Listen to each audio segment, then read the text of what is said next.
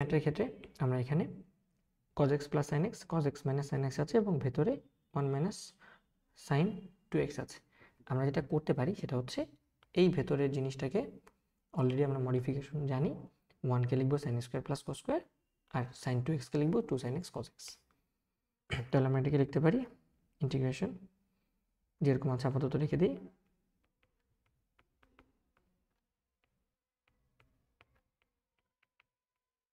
এটাকে লিখতে পারি sin square x plus cos square x, অথবা আমি লিখবো আগে cos square x plus sin square x,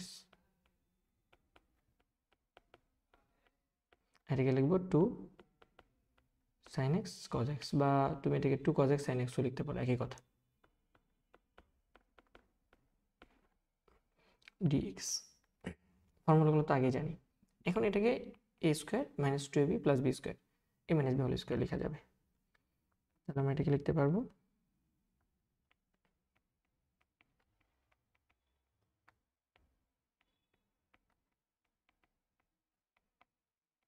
cos x minus sin x whole square, এবং একটা cos x minus sin x এর সাথে এখানে একটা cos x minus sin x কাটাকাটি যাবে, বাকি থাকবে cos x minus sin x cos x plus sin x, যেটাকে আমরা লিখতে পারি cos square x minus sin square x integration cos square x minus sin square x।